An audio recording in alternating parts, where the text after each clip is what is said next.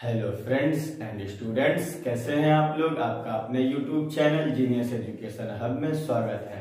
Friends, इससे पहले की जो क्लास चल रही थी, यानी इससे पहले वाली क्लास में मैंने आपको रिफ्लेक्शन यानी कि परावर्तन के पार्ट के बारे में उसका न्यूमेरिकल कराया, लेकिन न्यूमेरिकल से पहले मैंने फॉर्मूले एक एक करके क्लियर कराया आपको। तो आज की क्लास में हम बात करेंगे अपवर्तन यानी रिफ्लेक्शन वाले पार्ट में। तो आज इन दोनों में पहले डिफरेंस क्या है, मतलब क्या है रिफ्लेक्शन और क्या है रिफ्रैक्शन, यानी अपवर्तन क्या है, परावर्तन क्या है, वो आपको पहले क्लियर करा देते हैं। तो रिफ्लेक्शन क्या है कि यानी परावर्तन यानी जब लाइट यानी प्रकाश एक माध्यम में जाता है, मीडियम एक ही रहेगा, ध्यान रहेगा, यानी प्रकाश जब किसी चिकने या समतल तल पर टकराता है तो वह उसी दिशा में वापस लौट जाता है।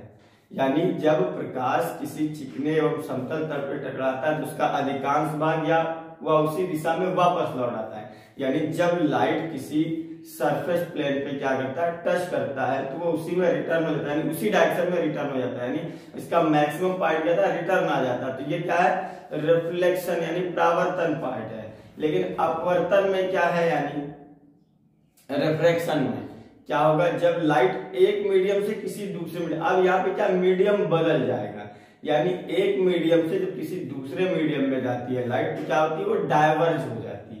यानी जब प्रकाश एक माध्यम से किसी दूसरे माध्यम में जाता है तो वो अपने मार्ग से विचलित हो जाता है। तो प्रकाश यानी लाइट जो है डायवर्ज हो गई, यानी प्रकाश जो ये विचलित हो गया अपने मार्ग से। यही फिनोमेना, यही घटना क्या कहलाती है, या इंसिडेंट क्या कहलाएगा, रिफ्रैक्शन ऑफ लाइट। देखिए ये वाला पार्ट जो है इंटर में भी है इस साल के सिलेबस में। तो अब क्या हो गया, वो अपवर्तन हो गया, उधर क्या था परावर्तन। अगर इसको हम डेली लाइफ में बात करें, यानी प्रैक्टिकली अगर हम बात करें, जैसे हम लोग क्या करें, एक घर में एंटर करें और उसी दरवाजे से वापस लौट लें, तो क्या हुआ, वो परावर्तन यानी रिफ्लेक्शन। लेकिन हम एक घर में एंटर करें यानी घर में जाएं, एक दरवाजे से जाएं, लेकिन हम घर से होकर के फिर किसी दूसरे दरवाजे से निकले, और जो निकलने की जो हमारी ये रेट यानी कहने मतलब या जो तरीका होगा वो ऐसा होना चाहिए, जैसे मैंने क्या कहा भाई, इसमें रहता क्या है भाई, परावर्तन अपवर्तन दोनों हम आपको पता, जैसे ये है। अब एक एक चीज और भी आपको यहाँ पे जानना है कि जो रिफ्लेक्शन है यानी जो परावर्तन है वो बाई मिरर यानी दर्पण के द्वारा होता है, और जो रिफ्रैक्शन है जो अपवर्तन है वो किसके द्वारा होता है, लेंस के द्वारा।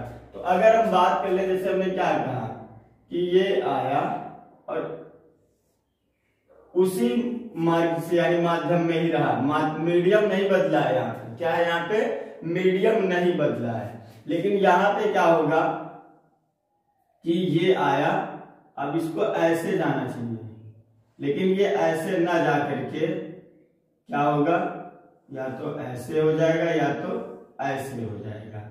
यहाँ पे मीडियम 1, ये क्या है मीडियम 2, लेकिन इसमें क्या है, एक ही मीडियम है, माध्यम इसमें एक ही है, ऐसा नहीं है कि अलग अलग माध्यम हो जाएंगे।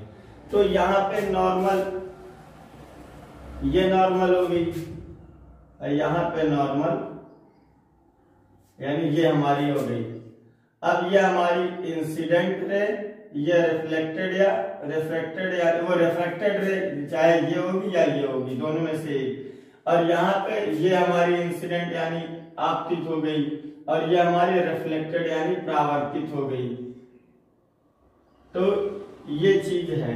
अब ये आपको डाउट जो भी था क्लियर भी हो गया होगा। तो ये अपवर्तन और परावर्तन अब आपको क्लियर हो गया होगा। अब मैंने परावर्तन के पार्ट में जो है कितने फॉर्मूले यूज हुए हैं और उसमें क्या कैसे न्यूमेरिकल यानी क्वेश्चन सॉल्व करना होगा वो भी मैंने आपको बता दिया था।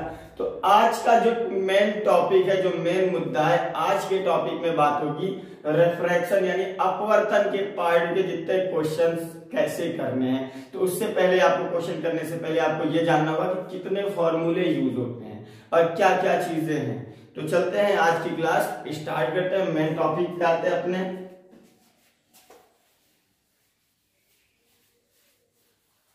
आज की क्लास में हमने क्या कहा, अपवर्तन यानी रिफ्रैक्शन का पार्ट है।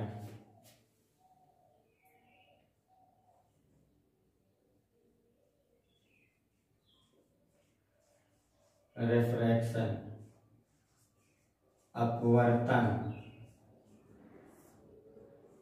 अपवर्तन का पार्ट है रिफ्रैक्शन। तो सबसे पहले आते हैं एक एक करके जो उसमें से कॉमन है। तो वहां पे भी पहली चीज थी कि R = 2f, यानी relation between focal length and radius of curvature, या F = R/2। अब F क्या है, R क्या है, आप पिछली वीडियो से खुद ही जान गए होंगे। R क्या रेडियस ऑफ कर्वेचर, F क्या फोकल लेंथ। इसके बाद नेक्स्ट फॉर्मूला लेंस फॉर्मूला। तो लेंस फॉर्मूले में क्या है, 1/f = 1/v माइनस 1/u। देखिए अब कुछ चीज डिफरेंस हो गई। वहां पे था मिरर फॉर्मूला यानी दर्पण सूत्र, यहाँ पे क्या लेंस फॉर्मूला यानी लेंस सूत्र। वहां पे क्या था कि फॉर्मूले में u निगेटिव था, लेकिन यहाँ फॉर्मूले में वो वहां पे u पॉजिटिव था और यहाँ पे u क्या हो गया, निगेटिव।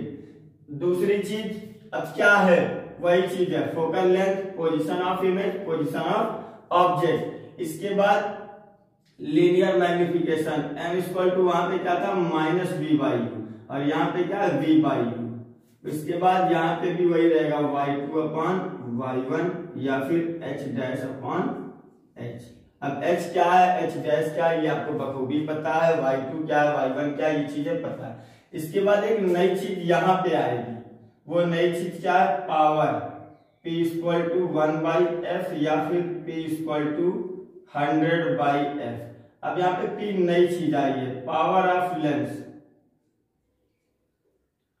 पावर ऑफ लेंस या फिर लेंस की क्षमता।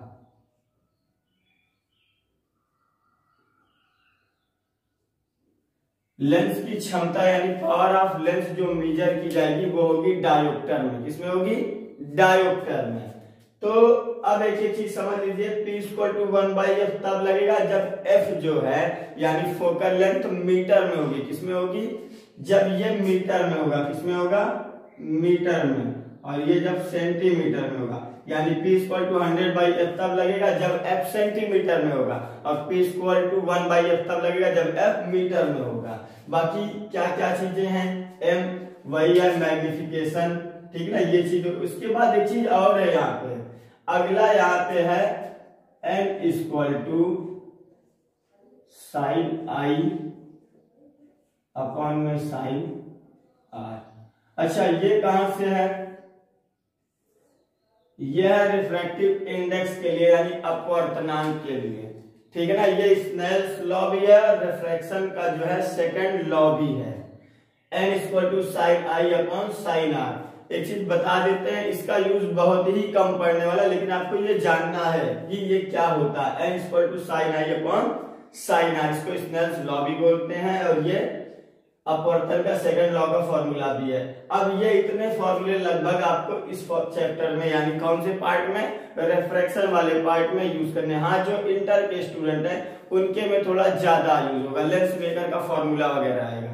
तो फिलहाल हाई स्कूल के बेस के लिए ये इतना लगभग सफिशियंट है, उनको इतने में उनका काम हो जाएगा।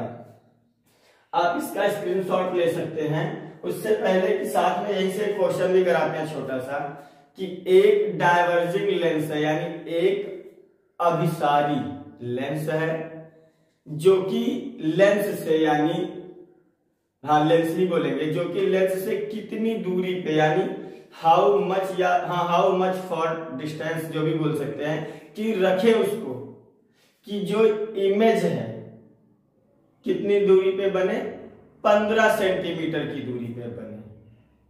फिर से सुनिएगा कि एक अभिसारी यानी एक डायवर्जिंग लेंस है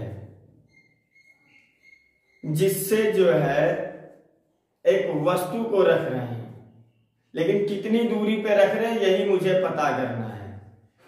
तो क्वेश्चन आपका बनेगा कि एक अभिसारी लेंस है जिसकी फोकस दूरी 30 सेंटीमीटर है। क्या है, जिसकी फोकस दूरी 30 सेंटीमीटर है और उसको लेंस से कितनी, मतलब कोई वस्तु लेंस से कितनी दूरी पर रखें कि जो वस्तु की लंबाई यानी 5 सेंटीमीटर लंबी वस्तु को लेंस से कितनी दूरी पर रखें कि वस्तु का प्रतिबिंब 15 सेंटीमीटर की दूरी पर बने तथा प्रतिबिंब की लंबाई भी बताना या प्रतिबिंब का आकार भी आपको बताना है। अब अगर हम इंग्लिश में बात करें, अ diverging lens whose focal length is 30 centimeter, a 5 centimeter object kept at the distance, या विच डिस्टेंस पे केप्ट यानी रखेंगे कि द इमेज, लेकिन अब इमेज कौन सा बनेगा ये भी आपको यहीं पे जान लेना है। इमेज जो आपका बन रहा है वो बन रहा है रियल। क्या बन रहा है? रियल। वहां पे हिंदी वाले पार्ट में मैंने बताया आभासी बनेगा। कैसा बनेगा?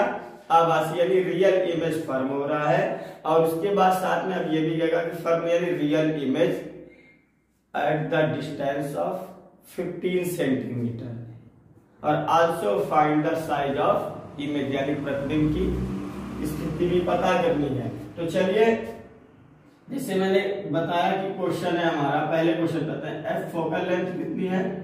30 सेंटीमीटर। Y2 दे रखा है 5 सेंटीमीटर। उसके बाद V दिया है मुझे, V कितना दे रखा है? 15 सेंटीमीटर। और जो इमेज बन रहा है क्या कह रहा है? कैसा बन रहा है? रियल। क्या बन रहा है? रियल, यानी वास्तविक प्रतिबिंब बन रहा है। तो अब आपको पता क्या क्या करना है, पहले आप ये देखिए, आपको पता करना है u, और u के साथ आपको y2 भी पता करना है। देखिए, जब इसने कह दिया रियल, और रियल ना भी बताता तो भी चल जाता। क्यों? क्योंकि क्या करा? डाइवर्जिंग लेंस, यानी अभिसारी। डाइवर्जिंग लेंस का मतलब हो गया कॉनकेव। क्या हो गया? यानी डाइवर्जिंग दे रखा है, तो डाइवर्जिंग में क्या हो गया? कॉनकेव, यानी अवतल। तो भैया डाइवर्जिंग अवतल का मतलब ये अवतल में क्या होता है? Real and image. वो रियल एंड क्या बोलते हैं उसको? इन्वर्टेड। तो रियल की अब अगर हम बात कर लिए तो क्या हो जाएगा? ये निगेटिव, ये निगेटिव, सॉरी ये तो साइज है यहाँ का। अब ये निगेटिव, यानी दोनों वैल्यू निगेटिव ऑटोमेटिक हो जाए। क्यों? क्योंकि ये आप बखूबी जानते होंगे कि कॉनकेव में u v f सारी वैल्यू निगेटिव होती है और कॉन्वेक्स में ओनली u निगेटिव होता है। तो अब चलते हैं उसी बेसिस पे इस क्वेश्चन को सॉल्व करेंगे। इस क्वेश्चन को